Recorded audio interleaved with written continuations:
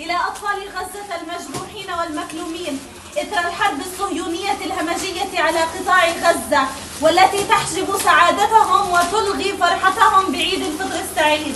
إذ نقوم اليوم الاثنين 31 من مارس للعام 2025، وهو ثاني أيام عيد الفطر السعيد الذي يمر بحزن على أطفال غزة.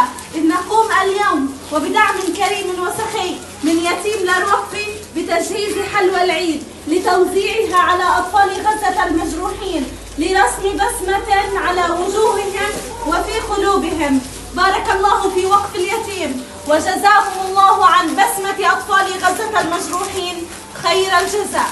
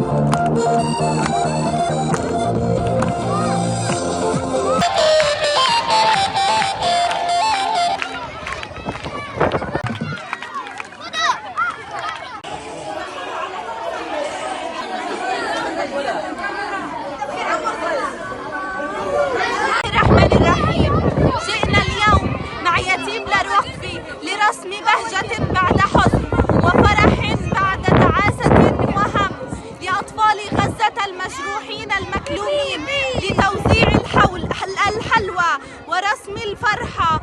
جئنا اليوم ثاني أيام عيد الفطر السعيد.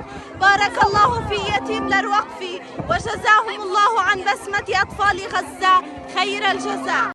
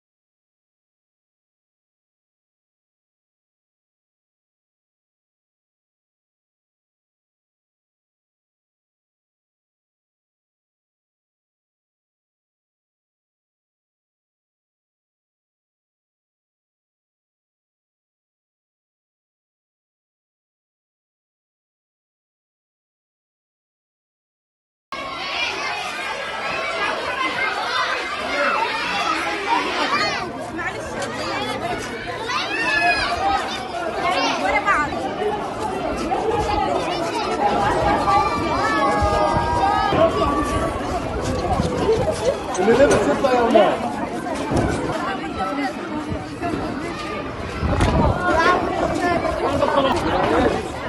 كل عام وانتم بخير. نوال حاجة يا سعيد اخذت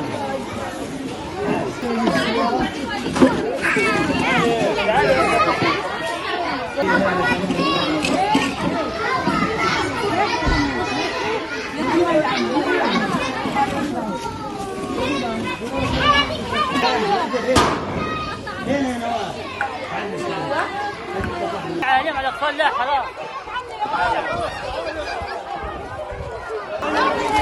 يلا يا بنات.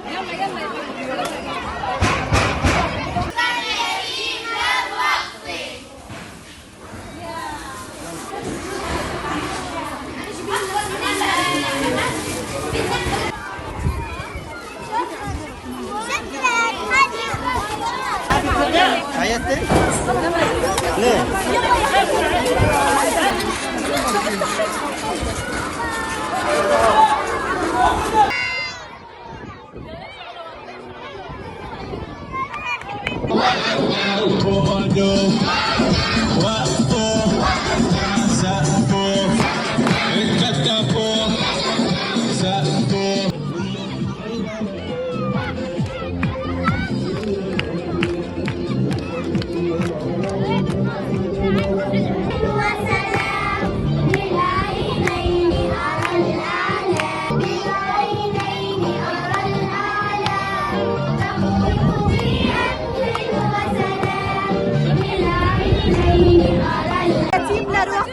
لرسم بهجة بعد حزن وفرح بعد تعاسة وهم لأطفال غزة المجروحين المكلومين لتوزيع الحلوى ورسم الفرحة. جئنا اليوم ثاني أيام عيد الفطر السعيد. بارك الله في يتيم للوقف وجزاهم الله عن بسمة أطفال غزة خير الجزاء.